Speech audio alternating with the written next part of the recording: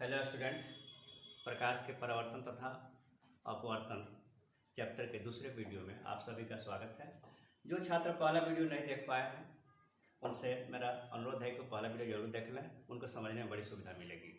और इसके लिए नीचे डिस्क्रिप्शन में उसका लिंक दिया गया है, उसका उपयोग करके जरूर उस वीडियो को देख लें। आइए हम दूसरे वीडियो में शुरू करने जा रहे हैं। उत्तल दर्पण द्वारा बने प्रतिबिंब की स्थिति प्रकृति तथा साइज बताना कि उत्तल दर्पण के आगे वस्तु कहाँ रखेंगे तो उसका प्रतिबिंब कैसा बनेगा। तो उत्तल दर्पण में वस्तु को रखने का 3 ही जगह है। इसमें देख रहे हैं कि इसका फोकस वक्रता के अंदर दाईं ओर है, तो बस वस्तु को दाईं ओर रख नहीं सकते हैं, कभी जब बाईं ओर ही रखेंगे। तो इसमें 3 स्थितियाँ बनती है। पहला स्थिति कि अगर ये दर्पण का ध्रुव है, ध्रुव से अनंत पर वस्तु रख सकते हैं, या ध्रुव और अनंत के बीच रख सकते हैं, या वस्तु को फिर ध्रुव पर रख सकते हैं। तो मान लीजिए कि पहला स्थिति है कि जब वस्तु अनंत पर स्थित है, अनंत यानी कि बहुत दूर स्थित है। हम उत्तल दर्पण की बात कर रहे हैं। उत्तल दर्पण को बता चुके हैं कि गाड़ियों का जो साइड मिरर होता है, आपके मोटरसाइकिल में शीशा आगे जो लगा हुआ है जिसे चेहरा देखते हैं, उत्तल दर्पण है। तो जब वस्तु उत्तल दर्पण से बहुत दूर हो तो उससे आने वाली किरणें समानांतर किरणें होती है, और ये समानांतर किरणें दर्पण से परावर्तन के बाद फोकस के दिशा में परावर्तित होती है। इसी दिशा में परावर्तित होगी, और इस तरह से अनंत पर रखी वस्तु का प्रतिबिंब फोकस पर, तीर का चिन्ह उल्टा हो गया, प्रतिबिंब फोकस पर बनता है और वस्तु से बहुत छोटा बनता है। और प्रतिबिंब जब दर्पण के पीछे बनता है तो यह प्रतिबिंब काल्पनिक होता है या आभासी होता है। तो हमारा क्या बताना है इसमें? तो प्रतिबिंब की स्थिति, तो स्थिति क्या हो गया? तो प्रतिबिंब कहाँ बन रहा है जी? तो फोकस पर बनता है। दूसरा स्थिति क्या है? तो प्रतिबिंब जो है दर्पण के पीछे बन रहा है, तो प्रतिबिंब कैसा है जी? तो प्रतिबिंब जो है काल्पनिक है। काल्पनिक का है या आभासी का है, बात यही है। प्रतिबिंब काल्पनिक है। और प्रतिबिंब का साइज क्या है जी? तो वस्तु से बहुत छोटा, वस्तु से बहुत छोटा प्रतिबिंब बनता है, बहुत छोटा प्रतिबिंब बनता है।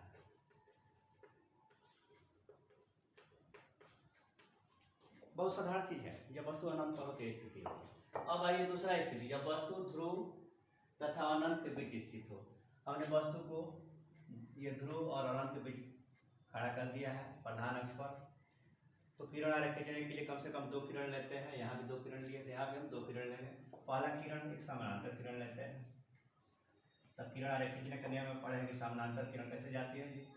तो फोकस के दिशा में परावर्तित होती है, फोकस की दिशा में यह लौटती है। और दूसरा किरण हम मान लीजिए कि ले लेते हैं वक्रता केंद्र के दिशा में।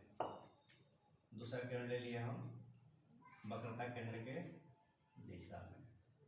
तो ये जैसे जाएगा उसी दिशा में क्या होगा? लौट आएगा। जैसे गया उसी दिशा में लौट आएगा। और प्रतिबिंब यहाँ पर सीधा बना, काल्पनिक बना, और वस्तु से छोटा बना। 3 स्थिति हो गया। प्रतिबिंब कहाँ बना दिया? तो ध्रुव और फोकस के बीच। प्रतिबिंब की स्थिति आपने क्या देखा? तो प्रतिबिंब ध्रुव और फोकस के बीच बनता है। आपने प्रतिबिंब का स्थिति बता दी। दूसरा स्थिति क्या बताना है? तो प्रकृति कैसा है? तो प्रतिबिंब सीधा है, प्रतिबिंब सीधा तथा वस्तु से क्या है जी? वस्तु से छोटा है, वस्तु से छोटा बनता है। 2 गुण बता दिए। तीसरा गुण बताना है कि उसका साइज क्या है। तो प्रतिबिंब का साइज क्या है? साइज बता दिए, छोटा है ना। प्रकृति क्या है? प्रकृति बताना रह गया हम लोग का। तो प्रतिबिंब की प्रकृति क्या है? वास्तविक है, काल्पनिक है? तो जब दर्पण के प्रतिबिंब पीछे बन रहा है, जब दर्पण के पीछे प्रतिबिंब बन रहा है तो प्रतिबिंब क्या होगा जी? तो काल्पनिक होगा। प्रतिबिंब काल्पनिक, इसको आभासी भी कहते हैं। आभासी प्रतिबिंब आभासी होगा। तो इसका हमने स्थिति प्रकृति बता दिया। अब अगला स्थिति है जो ये सिर्फ ऑब्जेक्टिव में आता है कि जब वस्तु को दर्पण के ध्रुव पर रख दिया जाए। अगर यह उत्तल दर्पण है, अब वस्तु के हाथ ध्रुव पर, ये प्रधान अक्ष हो गया, ये ध्रुव हो गया, तो इसी ध्रुव पर ही वस्तु को रखना है। तो ध्रुव पर वस्तु को रखेंगे तो प्रतिबिंब कहाँ बनेगा? तो प्रतिबिंब ध्रुव पर ही बनेगा और वस्तु के बराबर बनेगा। इसमें होगा कि प्रतिबिंब ध्रुव पर ही वस्तु के बराबर सीधा तथा काल्पनिक बनता है। एक बात ध्यान रखिएगा, उत्तल दर्पण में कभी भी प्रतिबिंब काल्पनिक ही बनता है ना। एक यही स्थिति है, जब ध्रुव पर रखेंगे तो बराबर बनता है, तो बाकी हर स्थिति में वस्तु से छोटा बनता है। अब हम लोग जो है इसका उपयोग पढ़ें कि उत्तल दर्पण का उपयोग कहाँ कहाँ होता है। उत्तल दर्पण का उपयोग जो है आपको बता चुके हैं, फिर भी आप जानिए। एक ही उपयोग है ना, वो भी जो है कहाँ आता है? गाड़ियों के साइड मिरर में। गाड़ियों का साइड मिरर, मोटर कार या कोई भी गाड़ी है, ड्राइवर के बगल में जो शीशा लगा रहता है, जो पीछे की वस्तुओं को देखता है, उसको हम कहते हैं साइड मिरर, विंग ग्लास। तो उपयोग कहाँ है? तो गाड़ियों के साइड मिरर में, साइड मिरर के रूप में।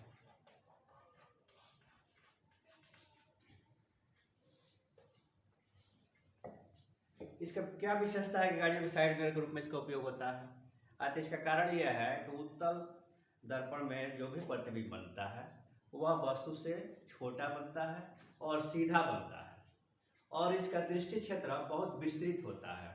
गाड़ी पर बैठा हुआ चालक जो है पीछे आने वाली गाड़ियों को भी देख लेता है और उसको अगल बगल की जगह को भी देख लेता है, क्योंकि इसका दृष्टि क्षेत्र विस्तृत होता है। बस इतना ही है।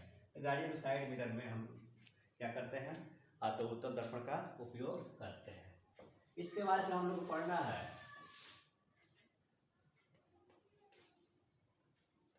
चिन्ह योजना। चिन्ह योजना, चिन्ह योजना में क्या पढ़ेंगे हम? तो गोलीय दर्पण में दूरियां हम कहाँ से मापेंगे, कैसे मापेंगे, कब प्लस होगा कब माइनस होगा। तो चिन्ह योजना में मान लीजिए कि ये कोई दर्पण है। अब तो आप लोग क्लियर हो गया होगा ये कौन सा दर्पण है, ये कौन सा दर्पण है। तो इसका परावर्तक सतह धंसा हुआ है, इसलिए अवतल दर्पण है। ये कौन सा दर्पण है? अवतल दर्पण। इसको कनकेव लेंस, कनकेव मिरर कहते हैं। अवतल दर्पण में चिन्ह योजना बताने के लिए हम सबसे पहले इसका जो विभिन्न पद है, इसके जैसे ये ध्रुव है, ये फोकस है, ये वक्रता केंद्र है। तो सबसे ज्यादा जरूरी फोकस वक्रता केंद्र के लिए हमारा जो है ध्रुव की जरूरत है, ध्रुव। तो साइन कन्वेंशन जानने के लिए आप याद कीजिए, निर्देशांक ज्यामिति में आप पढ़े थे, क्षैतिज रेखा को एक्स अक्ष, ऊर्ध्वाधर रेखा को वाई अक्ष कहते हैं, और इसको मूल बिंदु कहते हैं। सभी दूरियां इस मूल बिंदु से मापते थे। इधर जाते थे तो प्लस, इधर गए तो माइनस, इधर गए तो माइनस। ऊपर जाते थे तो दूरी वाई का मान प्लस हो जाता था, नीचे जाते थे तो माइनस। बिल्कुल वही चीज है, इसमें कुछ नया नहीं है। इसमें जो ध्रुव है इसी को हम मूल बिंदु मान लेते हैं। यह ध्रुव क्या हो गया? मूल बिंदु हो गया। और ये प्रधान अक्ष जो है, प्रधान अक्ष जो है आपका एक्स अक्ष है। तो मूल बिंदु से दाईं ओर जो दूरी लेंगे इधर, वो भी इसको कहेंगे आपतित किरण की दिशा। अगर किरण इधर से आ रही है ना, तो आपतित किरण की दिशा में मूल बिंदु से दाईं ओर मापी गई दूरी धनात्मक होती है, प्लस होती है। और ध्रुव से बाईं ओर अगर मापें, आपतित किरण के विपरीत दिशा में दूरी मापें, यहाँ से यहाँ तक आए, तो यह दूरी, इधर का दूरी क्या होगा, तो ऋणात्मक होगा। जैसे फोकस दूरी है, तो ध्रुव से हम यहाँ फोकस तक पहुंचे और फोकस दूरी f हो गया, तो f का मान क्या होगा, तो माइनस होगा। तो आपने देखा कि ध्रुव से बाईं ओर जो दूरी लेंगे आपतित किरण की दिशा के विपरीत, वो दूरी क्या होगा, माइनस होगा। और इस प्रधान अक्ष के ऊपर, जैसे यहाँ y अक्ष की तरफ हम जाते हैं, ऊपर की तरफ जाते हैं, ये ऊंचाई मापते हैं, तो यह दूरी प्लस होता है। जैसे इसमें निर्देशांक ज्यामिति में ऊपर जाते हैं तो यहाँ 2 यहाँ 3 प्लस में लिखते हैं, और नीचे जाते हैं तो क्या लिखते हैं, -1 -2 -3। तो उसी तरह से वस्तु अगर हम इस पर खड़ा करते हैं तो इसकी ऊंचाई प्लस होगी। अगर प्रतिबिंब बनता है नीचे की तरफ, यहाँ नीचे की तरफ प्रतिबिंब बनता है यही, तो यहाँ पर प्रतिबिंब की स्थिति में यह दूरी क्या होगा, तो माइनस में होगा, या माइनस में होगा। तो प्रधान अक्ष के नीचे ऊर्ध्वाधर लंबाई माइनस में, प्रधान अक्ष के ऊपर ऊर्ध्वाधर लंबाई प्लस में होगा। अब चिन्ह योजना आपको क्लियर हो गया होगा कि सभी दूरियां ध्रुव से मापी जाती है। दाहिनी ओर जाए प्रधान अक्ष के समानांतर तो प्लस, बाईं ओर जाए प्रधान अक्ष के समानांतर तो माइनस, ऊपर जाए तो प्लस, नीचे जाए तो माइनस। अब थोड़ा सा याद कीजिए,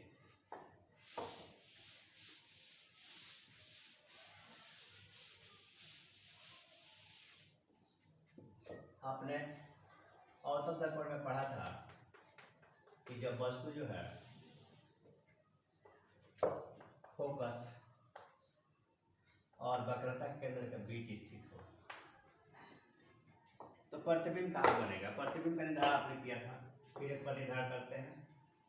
मान लीजिए कि वस्तु है OA, तो इसके समानांतर किरण लिए, या कहाँ जाएगा, या तो फोकस से जाएगा, और एक फोकस से किरण ले लीजिए, ये समानांतर लौटेगा, और दोनों जहाँ काटा वहाँ पर प्रतिबिंब बना। अब देखिए ये वस्तु है, तो इसको जो है कहेंगे वस्तु दूरी, क्या कहेंगे, वस्तु दूरी। तो OP हो गया आपका यहाँ से यहाँ तक, OP क्या कहलाएगा, तो वस्तु दूरी। वस्तु दूरी को हम U से सूचित करते हैं, और ये ध्रुव से बाईं ओर है, इसलिए क्या होगा, इसका मान माइनस होगा। और यहाँ पर जो प्रतिबिंब बन रहा है IB, इसको हम कहते हैं प्रतिबिंब दूरी, और इसको जो है V से सूचित करते हैं। और अगर प्रतिबिंब जो है आपका दर्पण के आगे बन रहा है, वास्तविक प्रतिबिंब बन रहा है, तो इस प्रतिबिंब की स्थिति में प्रतिबिंब दूरी क्या होगा, ये भी माइनस होगा। और उसी तरह से ध्रुव से F के बीच की दूरी मापा जाए तो इसको छोटा f से सूचित करते हैं, और यह भी जो दूरी क्या होगा, माइनस में होगा।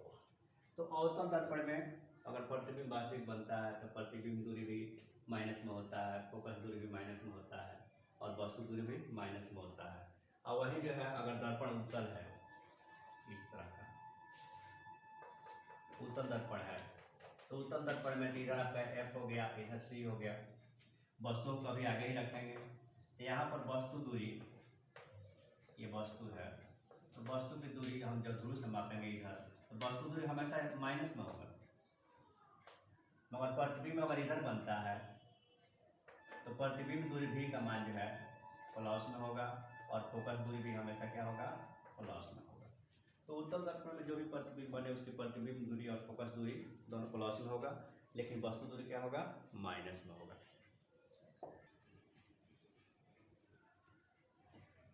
अब हम लोग इस चैप्टर के सबसे महत्वपूर्ण सूत्र की तरफ बढ़ रहे हैं। तो आइए हम सबसे पहले जानें कि गोलीय दर्पण में फोकस दूरी F तथा वक्रता त्रिज्या R में क्या संबंध है। तो गोलीय दर्पण में ये ध्रुव है और ये फोकस है, ध्रुव और फोकस के बीच की दूरी फोकस दूरी कहते हैं, और ध्रुव से वक्रता केंद्र की दूरी को वक्रता त्रिज्या कहते हैं। तो गोलीय दर्पण में वक्रता त्रिज्या और फोकस दूरी में निम्न संबंध पाया जाता है। कौन संबंध है, तो F बराबर R/2, यानी कि फोकस दूरी वक्रता त्रिज्या की आधी होती है, अर्थात फोकस वक्रता केंद्र और ध्रुव का मध्य बिंदु है। बस इसमें इतना ही जानना है कि गोलीय दर्पण फोकस दूरी वक्रता त्रिज्या की आधी होती है। अब दूसरा है दर्पण सूत्र। दर्पण सूत्र मिरर फार्मूला। तो मिरर फार्मूला में क्या है, इसको जानने के लिए सबसे पहले हम यहाँ पर एक वस्तु खड़ा करते हैं और वस्तु से हम दो किरण, एक समानांतर किरण जो फोकस से होकर जाती है और एक फोकस से किरण ले, तो प्रधान इसके समानांतर ही आएगा और यहाँ पर इसका प्रतिबिंब बनेगा। ये ओ अगर वस्तु है तो आई भी इसका प्रतिबिंब हो गया। ये अगर प्रतिबिंब वस्तु की ऊंचाई h1 है तो प्रतिबिंब की ऊंचाई h2 मान लेते हैं। अब देखिए ओ क्या है, अगर ध्रुव से वस्तु की दूरी है तो इसको हम कहते हैं वस्तु दूरी और इसको हम u से सूचित करते हैं, -u, क्योंकि ये ध्रुव के बाईं ओर है, 3 योजना के अनुसार अभी पढ़े थे। और ये प्रतिबिंब है तो प्रतिबिंब की दूरी ध्रुव से इसको भी लिखते हैं और ये माइनस है, ये भी माइनस में होगा क्योंकि दर्पण के बाईं ओर है। तो अब देखिए वस्तु दूरी क्या हो गया, दर्पण के ध्रुव से वस्तु की दूरी को हम वस्तु दूरी कहते हैं, इसे u से सूचित करते हैं। और दर्पण के ध्रुव से प्रतिबिंब की दूरी को हम प्रतिबिंब दूरी कहते हैं और इसे v से सूचित करते हैं। और दर्पण के ध्रुव से फोकस के दूरी को हम फोकस दूरी कहते हैं और इसे f से सूचित करते हैं। और इन तीनों राशियों में यानी कि वस्तु दूरी, प्रतिबिंब दूरी और फोकस दूरी में एक संबंध पाया जाता है। उस संबंध को हम कहते हैं दर्पण सूत्र। क्या कहते हैं, दर्पण सूत्र। तो दर्पण सूत्र क्या हो गया जी, तो 1/v प्लस 1/u बराबर 1/f,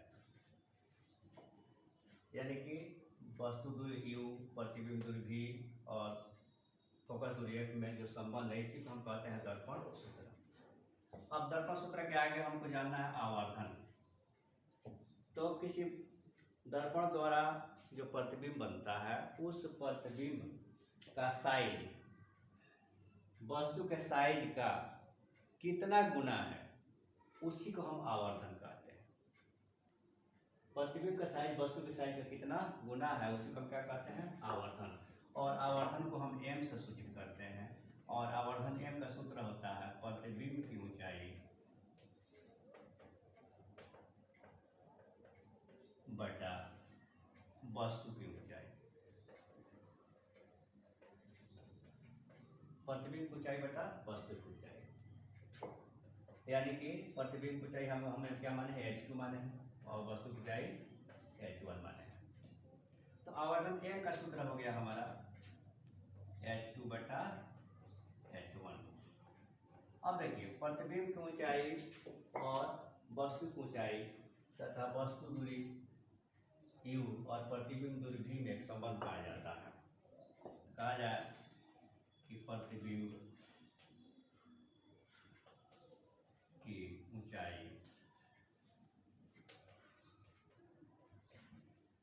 h1 वस्तु की ऊंचाई h2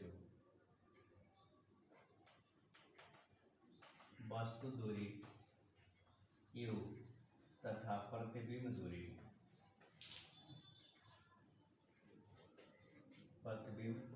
v में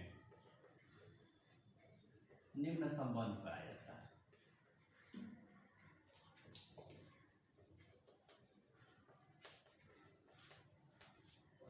क्या संबंध पाया जाता है, अतः h2 बटा h1 बराबर -v बटा u, अर्थात h2 बटा h1 क्या है जी हमारा, अतः m का मान है तो m बराबर क्या हो गया, अतः -v बटा u। ये हमारा आवर्धन का एक दूसरा सूत्र प्राप्त हुआ और ये आवर्धन का एक वाला सूत्र है m बराबर h2 बटा h1। अब आवर्धन के मान में यहाँ ऋणात्मक 3 है, तो कभी भी प्रतिबिंब अगर वास्तविक बनता है, दर्पण के आगे बनता है, तो आवर्धन का मान माइनस में आएगा। m का मान क्या आएगा, माइनस, यानी कि निगेटिव आएगा। अर्थात आवर्धन का मान अगर ऋणात्मक है तो प्रतिबिंब वास्तविक है और आवर्धन का मान पीछे बनेगा, प्रतिबिंब क्या होगा, काल्पनिक होगा। तो ये बहुत महत्वपूर्ण पॉइंट है। हम आवर्धन का मान देख कर ये बता देते हैं कि प्रतिबिंब वास्तविक है कि काल्पनिक है। यही आवर्धन का मान माइनस दिखे तो मान लीजिए कि प्रतिबिंब क्या है, वास्तविक है, दर्पण के आगे बन रहा है। और यही आवर्धन का मान प्लस मिले तो इसका मतलब प्रतिबिंब पीछे बन रहा है, प्रतिबिंब काल्पनिक है, सीधा है। ठीक है।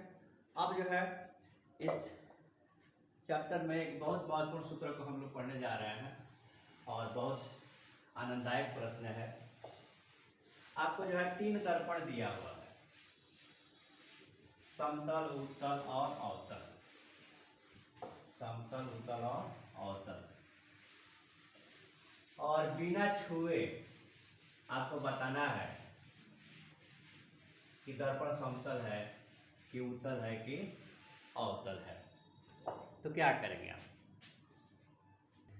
तो समतल दर्पण, उत्तल दर्पण, अवतल दर्पण, आपको 3 प्रकार के दर्पण दिए गए हैं और बिना छुए आपको बताना है कि वह दर्पण कैसा है।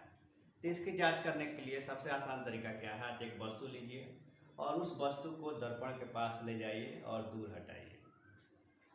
यदि उस वस्तु का प्रतिबिंब हमेशा वस्तु के बराबर बनता है और सीधा बनता है तो इसका मतलब है कि वह दर्पण क्या है, तो समतल है। समान साइज का प्रतिबिंब बनता है, सीधा बनता है, तो दर्पण क्या है, तो समतल। उस दर्पण को हटा दीजिए। अब फिर जो है दूसरे दर्पण के पास वस्तु को ले जाइए और वस्तु को जब दूसरे दर्पण के पास ले जाते हैं और उस स्थिति में प्रतिबिंब हमेशा छोटा बनता है, वस्तु से हमेशा छोटा बनता है और सीधा बनता है। तो प्रतिबिंब हमेशा छोटा और सीधा कम बनता है जी, तो वह दर्पण कैसा है, तो उत्तल है। तो हम प्रतिबिंब हमेशा सीधा और छोटा बने और सीधा बने तो यह कौन सा दर्पण है, तो उत्तल है। और तीसरी स्थिति, जब वस्तु को दर्पण के बहुत करीब ले जाते हैं तो प्रतिबिंब सीधा बनता है और वस्तु से बड़ा बनता है। बहुत करीब ले जाने के बाद, जैसे आप पढ़े थे कि अवतल दर्पण का उपयोग ज्यामितीय दर्पण के रूप में किया जाता है और जब वस्तु को उसके फोकस और ध्रुव के बीच रखा जाता है तो वस्तु का काल्पनिक और सीधा और बड़ा प्रतिबिंब बनता है। तो जब वस्तु को दर्पण के नज़दीक लाएं और प्रतिबिंब सीधा बने और बड़ा बने तो वह दर्पण क्या होगा, तो अवतल होगा। ठीक है। और इस तरह से हम बिना छुए 3 दर्पण की स्थिति बता देंगे। पहला स्थिति, प्रतिबिंब वस्तु के बराबर हो तो दर्पण समतल है। दूसरा स्थिति, वस्तु को बहुत नज़दीक लाने पर प्रतिबिंब सीधा बने और बड़ा बने तो दर्पण अवतल है।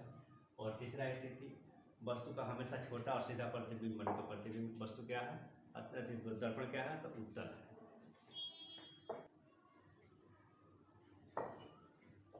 अब आपके वस्तुनिष्ठ प्रश्न में जितने भी प्रश्न हैं जो प्रकाश के परावर्तन से संबंधित है उसको बारी बारी से हम लोग हल करेंगे। और इसमें आप देखेंगे जैसे पहला क्वेश्चन है 6, दाढ़ी बनाने के लिए कौन सा दर्पण प्रयुक्त होता है। तो बहुत सा आसान प्रश्न है। और तो दर्पण के उपयोग में सबसे पहला पार्ट है ज्यामितीय दर्पण के रूप में। तो कौन सा दर्पण का प्रयोग होता है जी, तो अवतल दर्पण का। इसको विस्तार से बताया गया है ना। जिसको भी शक हो कि इसका आंसर कौन है तो फिर वीडियो के बाद देख सकते हैं। दूसरा है समतल दर्पण की फोकस दूरी होती है। तो समतल दर्पण, अब समतल दर्पण याद कीजिए कि जितने भी समतल दर्पण होते हैं, है ना, उस पर कोई भी किरण जैसे आएगा, अगर लंबवत आता है तो लंबवत लौट जाएगा, लंबवत आएगा तो लंबवत लौट जाएगा। और ये समानांतर किरणें जो है जाएगी। और समानांतर किरणें कहाँ मिलती है, कहा जाता है कि समानांतर किरणें एक दूसरे से अनंत पर मिलती है। अतः समतल दर्पण की फोकस दूरी क्या होगा, तो अनंत होगा। 8वां क्वेश्चन देखिए, अवतल दर्पण के सामने वस्तु को कहाँ रखा जाए ताकि प्रतिबिंब उल्टा बने, वास्तविक बने और समान आकार का बने। तो इसके लिए आपने पढ़ा था कि अवतल दर्पण के सामने विभिन्न दूरियों पर रखे हुए वस्तु से बने प्रतिबिंब की स्थिति, प्रकृति और साइज। तो उसमें याद कीजिए, हमने बताया था कि अवतल दर्पण में जब वस्तु कहाँ हो, तो वक्रता केंद्र पर, जब वस्तु वक्रता केंद्र पर स्थित हो, उस स्थिति में जो प्रतिबिंब हम लोग बनाए थे ये ध्रुव हो गया, ये वक्रता केंद्र हो गया, इसके बीच में फोकस हो गया। तो जब वस्तु को वक्रता केंद्र पर रखते हैं तो इसे दो किरण लिए, एक समानांतर किरण लिए जो फोकस से होकर गया, एक फोकस से किरण ले लीजिए तो ये समानांतर लौटता है और कहाँ काटता है, तो वक्रता केंद्र पर ही दोनों एक दूसरे को काटते हैं और प्रतिबिंब हमेशा वस्तु के बराबर बनता है। तो ये फिगर हम लोग बनाए थे। तो वस्तु को कहाँ रखा गया, तो वक्रता केंद्र पर। तो इस सबका उत्तर क्या होगा, आपका आंसर क्या होगा, तो वस्तु को कहाँ रखा जाएगा, तो वक्रता केंद्र पर। आंसर हो जाएगा इसका वक्रता केंद्र पर। अब अगला क्वेश्चन 9 नंबर देखिए। उत्तल दर्पण से बना काल्पनिक प्रतिबिंब होता है। ये सारे प्रश्न जो है 2021 में आए हुए हैं, ध्यान से देखिए, बहुत महत्वपूर्ण प्रश्न है ये। उत्तल दर्पण से बना काल्पनिक प्रतिबिंब होता है। तो उत्तल दर्पण का प्रयोग अभी आप पढ़े थे। तो उत्तल दर्पण में प्रतिबिंब जो भी बनता है दर्पण के पीछे बनता है, यानी काल्पनिक बनता है और वस्तु से छोटा बनता है। तो कह रहा है कि उत्तल दर्पण में बना काल्पनिक प्रतिबिंब कैसा होता है जी, यह कह रहा है सीधा एवं आवर्धित। आवर्धित का मतलब बड़ा होता है, आवर्धित का मतलब बड़ा, लेकिन उत्तल दर्पण में हमेशा छोटा बनता है। ये कह रहा है कि उल्टा एवं आवर्धित, तो ये भी बड़ा कह रहा है, तो उत्तल दर्पण बड़ा नहीं बनेगा। तीसरा है सीधा एवं हरासित। तो उत्तल दर्पण में जो प्रतिबिंब बनता है सीधा बनता है और छोटा बनता है। छोटा को हम हरासित कहते हैं, हरासित का मतलब छोटा। तो ये हमारा आंसर इसका सही है। अगला है क्वेश्चन नंबर 12। किसी बिंब का अवतल दर्पण द्वारा बना प्रतिबिंब आभासी, सीधा तथा बिंब से बड़ा पाया गया। अवतल दर्पण द्वारा जो प्रतिबिंब बन रहा है वह वस्तु से क्या हुआ, तो बड़ा हो गया। तो जब वस्तु से बड़ा प्रतिबिंब हो गया तो अवतल दर्पण में वस्तु से बड़ा प्रतिबिंब कब बनता है, तो जब वस्तु को जो है, याद कीजिए कब प्रतिबिंब बड़ा बनता है। दाढ़ी बनाने वाले हजामती दर्पण में बताया गया था कि जब वस्तु को फोकस और ध्रुव के बीच रखते हैं तो इस स्थिति में एक फोकस की दिशा में किरण लेंगे जो समानांतर लौटेगा, ऐसे लौट जाएगा, और दूसरा समानांतर किरण लेंगे तो ये समानांतर किरण ले लीजिए और ये फोकस की दिशा में लौटेगा। और इस तरह से इसको आगे बढ़ाएंगे, एक दूसरे को आगे काटेंगे ये, और यहाँ पर प्रतिबिंब आपका बनेगा। प्रतिबिंब यह वस्तु से बड़ा बनेगा और काल्पनिक बनेगा और सीधा बनेगा। तो फिगर आप लोग बनाए। तो कह रहा है कि किसी बिंब को अवतल दर्पण द्वारा बना प्रतिबिंब आभासी है, आभासी यानी कि दर्पण के पीछे है, और सीधा है, क्या है, सीधा है, तथा बिंब से बड़ा है, वस्तु से क्या है, बड़ा है। बिंब मतलब वस्तु, बिंब का मतलब क्या हो गया, वस्तु है ना, ऑब्जेक्ट है ना। तो प्रतिबिंब बड़ा है तो क्या होगा कि वस्तु की स्थिति कहाँ होनी चाहिए, तो वस्तु कहाँ रखा गया है, तो फोकस और ध्रुव के बीच, वस्तु को फोकस और ध्रुव के बीच रखा गया है। इसके आंसर में क्या लिखेंगे हम, तो वक्रता केंद्र कौन सा हो गया, मुख्य फोकस तथा वक्रता केंद्र के बीच। भी नहीं है, वक्रता केंद्र पर नहीं है, वक्रता केंद्र से परे, वक्रता केंद्र से दूर भी नहीं है। तो अंतिम स्थिति क्या है, तो दर्पण के ध्रुव और मुख्य फोकस के बीच, ये स्थिति हो गई हमारा कि वस्तु को दर्पण के ध्रुव और मुख्य फोकस के बीच रखा गया है। 15 नंबर क्वेश्चन आइए। किसी दर्पण से आप चाहे कितनी दूरी पर खड़े हों, आपका प्रतिबिंब हमेशा, सदैव मतलब हमेशा, सदैव सीधा प्रतीत होता है। तो किसी दर्पण में सीधा प्रतिबिंब कब बनता है, तो दो स्थितियां होती हैं। पहला स्थिति है कि वस्तु जो है समतल दर्पण के सामने हो तो सीधा प्रतिबिंब बनेगा, और वस्तु जो है उत्तल दर्पण के सामने हो तो सीधा बनेगा, और दोनों में काल्पनिक प्रतिबिंब बनता है। इस स्थिति में दर्पण या तो समतल है या उत्तल है। तो ये आपका है। अब अगला प्रश्न है, जैसे क्वेश्चन नंबर 18 है, किस दर्पण का उपयोग सामान्यतः वाहनों के पश्च दृश्य दर्पण के रूप में किया जाता है। अब इस प्रश्न में दर्पण समझ रहे हैं, सामान्यतः समझ रहे हैं वाहन, वाहन माने गाड़ी, अब है ना मोटर गाड़ी के पश्च दृश्य, पश्च मतलब पीछे और दृश्य मतलब देखने के लिए। दृश्य मतलब देखना भी होता है और सीनरी भी होता है। तो पीछे के वस्तुओं को देखने के लिए किस दर्पण का उपयोग करते हैं? तो साइड मिरर का नाम सुना होंगे, साइड मिरर बताया है कि उसमें उत्तल दर्पण लगा होता है पीछे के वस्तुओं को देखने के लिए।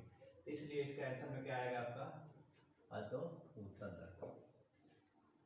अगला है दंत विशेषज्ञ किस दर्पण का उपयोग मरीजों के दांतों को बड़ा प्रतिबिंब देखने के लिए करते हैं? यानी कि दांत का डॉक्टर किस दर्पण का उपयोग करता है? तो ऑर्थो दर्पण का उपयोग में पढ़े थे, है ना, कि दांत का डॉक्टर जो है ऑर्थो दर्पण का उपयोग करता है दांत को बड़ा प्रतिबिंब देखने के लिए। ये ऑर्थो दर्पण आंसर हो गया इसका। 22 है गोलीय दर्पण के परावर्तक पृष्ठ के वृत्ताकार सीमा रेखा का व्यास क्या कहलाता है? तो गोलीय दर्पण का जो परावर्तक सतह है जिससे प्रकाश का परावर्तन होता है इसका व्यास क्या कहलाता है? तो परिभाषा में है, इसको कहते हैं हम दर्पण का द्वारक। क्या कहते हैं? दर्पण का द्वारक। तो जो व्यक्ति पहला वीडियो देखे होंगे जरूर उसमें मिला होगा। तो इसमें दर्पण का द्वारक कहलाएगा। और 23 नंबर क्वेश्चन देखा जाए, निम्नलिखित में से कौन से उत्तल दर्पण की फोकस दूरी है जिसकी वक्रता त्रिज्या 32 सेमी है? अब देखिए क्वेश्चन नंबर कितना है ये? 23 नंबर क्वेश्चन आइए हल करते हैं। इसमें दिया क्या है? निम्नलिखित में से कौन उत्तल दर्पण की फोकस दूरी, दर्पण उत्तल है आपका, दर्पण जो है उत्तल है। तो दर्पण उत्तल है जिसका मतलब है कि जो दर्पण ये हो गया तो इसका फोकस हो गया पीछे, और जब फोकस पीछे हो गया तो इधर का दूरी जो एफ लगे वो प्लस होगा, क्योंकि ये ध्रुव हो गया, ध्रुव से इधर नापी गई दूरी क्या होती है? प्लस होती है। यहाँ एफ बराबर हो गया प्लस कितना? एफ बराबर प्लस मिलेगा। अब एफ का मान नहीं मालूम है, निकालना है। एफ का मान क्या है? निकालना है। तो दिया क्या है इसमें? तो वक्रता त्रिज्या दिया है 32 सेमी, इसकी वक्रता त्रिज्या दिया है, इसका वक्रता त्रिज्या पीछे ही होता है आर का मान, और आर का मान ही प्लस होगा। तो लिखेंगे कि यहाँ आर बराबर प्लस 32 cm, तो यह बराबर क्या? फोकस दूरी किया। तो अभी पढ़े थे आप लोग कि फोकस दूरी और वक्रता त्रिज्या में क्या क्या संबंध होता है। तो फोकस दूरी जो है वक्रता त्रिज्या की आधी होती है। तो वक्रता त्रिज्या में 2 से भाग दे देंगे, 32/2 बराबर प्लस 16 cm। आंसर आपका हो गया प्लस 16 cm। अगला प्रश्न देखिए 24 नंबर, यदि किसी बिंब के प्रतिबिंब का आवर्धन ऋणात्मक है तो उस प्रतिबिंब की प्रकृति क्या है? तो आवर्धन सूत्र में हम बताए थे, या अभी किताब से पढ़ेंगे कि आवर्धन का मान अगर ऋणात्मक हो तो प्रतिबिंब वास्तविक होता है, और आवर्धन का मान धनात्मक हो तो प्रतिबिंब आभासी या काल्पनिक होता है। यानी कि m का मान जो भी माइनस में मिले प्रतिबिंब क्या होगा? तो वास्तविक। उसके अनुसार इस प्रश्न में प्रतिबिंब क्या होगा? या वास्तविक होगा। अब करना गया कि उल्टा होगा कि सीधा होगा। तो जो भी वास्तविक प्रतिबिंब होता है दर्पण के आगे बनता है, और दर्पण के आगे बने सभी प्रतिबिंब जो है उल्टा होते हैं। इसका आंसर क्या हो गया? प्रतिबिंब की प्रकृति क्या हो गया? तो वास्तविक और उल्टा। अगला प्रश्न, मोटर गाड़ी के चालक के सामने लगा रहता है। तो अभी साइड मिरर की बात हुई थी, वही साइड मिरर इसमें भी आंसर होगा। मोटर गाड़ी के चालक के सामने कौन सा दर्पण लगा रहता है जी? तो उत्तल दर्पण लगा रहता है। उत्तल दर्पण का उपयोग में एक उपयोग है उत्तल दर्पण का कि गाड़ियों के साइड मिरर लगा रहता है, मोटरसाइकिल के आगे जो शीशा लगा रहता है जो पीछे की वस्तुओं को देखते हैं वह उत्तल दर्पण है, वही साइड मिरर है। तो साइड मिरर में कहीं बात आएगी, चाहे पश्च दृश्य की जो बात आएगी, पश्च दृश्य को इंग्लिश में साइड मिरर कहते हैं, वही प्रश्न यहाँ भी है। अगला है सर्च लाइट का परावर्तक होता है। सर्च लाइट जो टार्च आप देखते हैं ना, वो भी सर्च लाइट है। वस्तु को ढूंढने के लिए जिस लाइट का हम प्रयोग करते हैं उसको कहते हैं सर्च लाइट। तो सर्च लाइट का परावर्तक कैसा होता है? तो आपका क्या पढ़े थे? तो अवतल दर्पण। अवतल दर्पण का उपयोग या सर्च लाइट में, गाड़ियों के हेडलाइट में, है ना, इसका उपयोग किया जाता है। 31 नंबर देखिए, एक गोलीय दर्पण से 5 सेमी की दूरी पर रखी वस्तु का प्रतिबिंब, एक गोलीय दर्पण से 5 सेमी की दूरी पर रखी वस्तु का प्रतिबिंब दर्पण से 30 सेमी की दूरी पर उसी ओर बनता है जिस ओर वस्तु है। एक गोलीय दर्पण है, तो गोलीय दर्पण या तो उत्तल होगा चाहे अवतल होगा, दोनों में से कोई होगा, इसमें नहीं लिखा है कौन सा होगा। मगर क्या दिया है, तो जिधर वस्तु है उधर ही प्रतिबिंब है, यानी कि दोनों दर्पण से एक ही साइड में इधर है ना। तो वस्तु दूरी u दिया है आपको कितना, तो वस्तु दूरी जब दर्पण से इधर मापेंगे दूरी आगे, तो ध्रुव से बाईं ओर दूरी लेते हैं, क्या लेते हैं माइनस, तो वस्तु दूरी आपका 5 cm हो गया। 5 cm की दूरी पर एक वस्तु का प्रतिबिंब कहाँ बनता है, तो 30 cm की दूरी पर, और प्रतिबिंब आगे ही बनता है भी, ये बनता है -30 cm पर। अब आपने प्रतिबिंब दूरी वस्तु दूरी निकाल लिया इस प्रश्न का।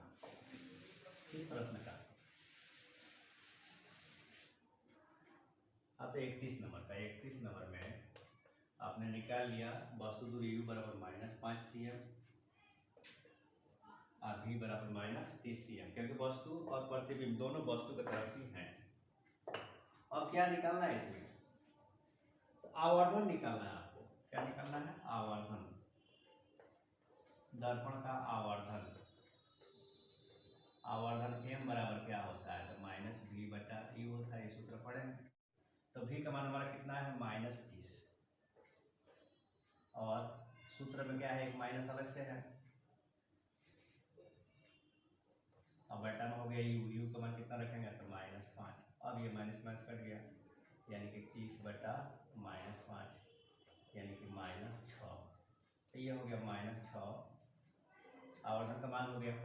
अब देखिए -6, यहाँ हम cm लिखेंगे ना मीटर लिखेंगे, आवर्धन का कोई मात्रक नहीं होता है, यह मात्रक विहीन राशि है, इसलिए यहाँ पर -6 होगा। आंसर देखिए -6 दिया, आवर्धन में कहीं मीटर सेंटीमीटर नहीं लिखेंगे। अगला क्वेश्चन है, किस दर्पण से हमेशा आभासी तथा छोटा प्रतिबिंब बनता है।